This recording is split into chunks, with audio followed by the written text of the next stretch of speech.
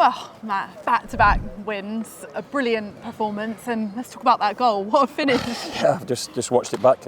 Actually, at the time, I didn't realise their defender just got in a sort of bit of a scuffle with the referee, but the referee just blocked his path a little bit. But I'm not sure who's getting there. A shift and a shot, a strike of severe quality, and that's been enough to win us a game. I actually really liked his first half. We had a few more chances. Bar Chrissy's chance in the second half, we had to weather a little bit of a storm. Obviously, Jez played his part in that, but as well, much as I'm pleased with the 3 points, and I am really pleased in relation to that, I'm backing up the win from last weekend. That's the first clean sheet since I've been at the club, and I've been asking, begging, driving for that, because I know how important they are, because we will generally create chances.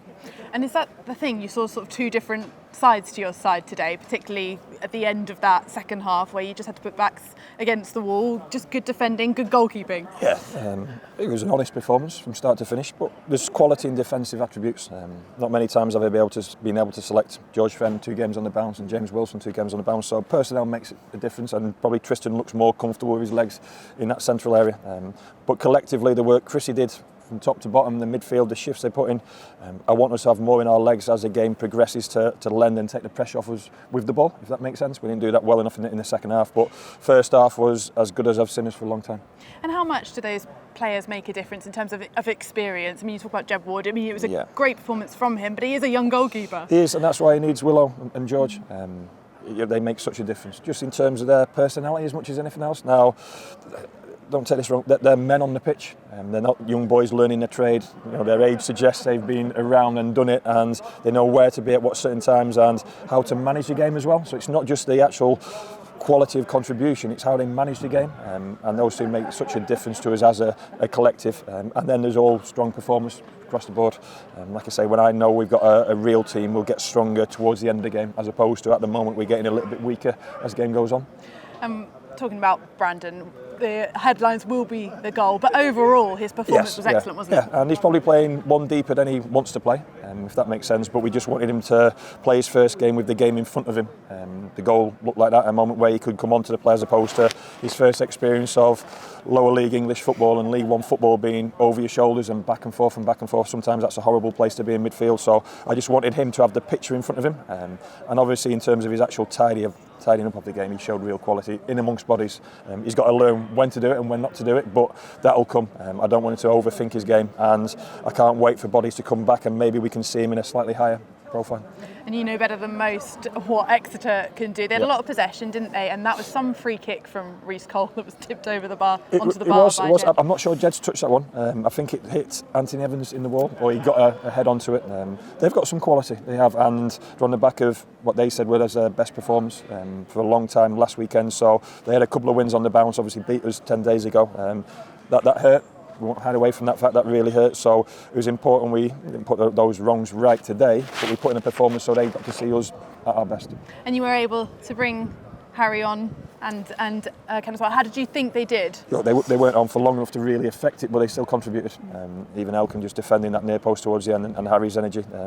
Our strength will be our squad. It's still, as much as we think, it's got stronger all of a sudden on Thursday, all of a sudden we lose Sam Finlay and Luke McCormack. So it's incredible to be in my position, because you want to back up a win with a positive group going forward and all the bodies available. But generally I'm sort of pleased where we're at. I just want the injured group to be available more. And our biggest challenge will be how we look after George and Willow going into a 3-game week, because as soon as this 3 game's done, we've got another 3 games straight after that. Yeah, and looking ahead to Fleetwood, you aware of who's going to be available yet? No, look, not to rotate it, but we'll assess the bodies. Cam coming off with cramp shows where his body's at. It's no one's fault, it's just we're asking him to play and to work a certain level differently to maybe previously. And there's a lot of intensity going into the bodies, a lot of work going into the bodies, but it's paying off because we're playing better. But then the reaction to it is, unfortunately, more injuries and then more niggles, and probably we won't be able to back it up with the same brightness and energy the next game, certainly in a 3-game week. So that's when the squad comes into it, and we've got some good players who came onto the pitch today. They might get their chance on Tuesday. And how much does it help having back-to-back wins going into a home game on Tuesday? I mean, like I said previously, I mean, people would talk about managers making excuses. In the games we got beat, the 4 games on the bounce, we were a better team in terms of creating chances than we were today. We created more chances and conceded less, but the scoreline tells everything, and getting ahead.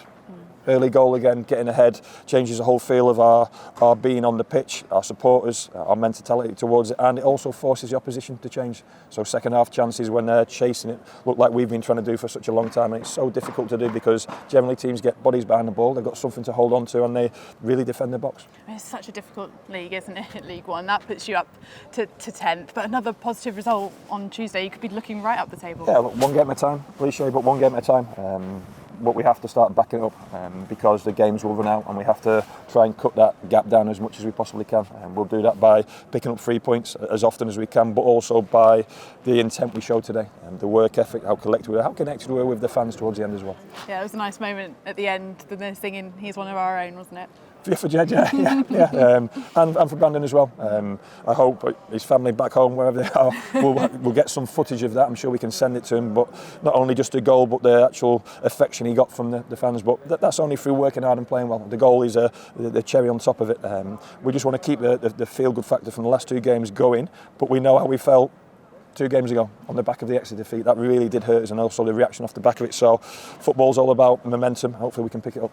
I know we spoke about it briefly pre-match, but you have got your backroom staff all settled now. How good is it to have Wayne Carlisle back with you? Yeah, it's great. It's a safety around me of people I know and trust. Jamie the same. Kevin's been away for a couple of games. He's been in South Africa.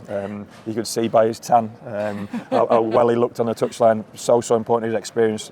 He's such a cool mind behind me. So we're the team behind the team, but then you had the S&C staff and the physios. Everyone plays a part. But it's so important that we keep making right decisions to support the group. And it sort of says till the end of the season, but you're hoping it's going to be a more long-term thing? Yes. When you come in mid-season, it's so difficult in terms of a manager coming in because people elsewhere in work and obviously what you've inherited. So we'll keep on assessing it, but it's so important we've got it in place with a run of games towards the end, and then we'll assess it again at the end of the season. I've tried to say as much as I can. I don't want too much change. I've been counting that in experience that when I went in at Rotherham, exactly the same here. Change, players don't like change. They don't. So it's important that we keep everything familiar. Don't overburden them with messages. The football's a simple game.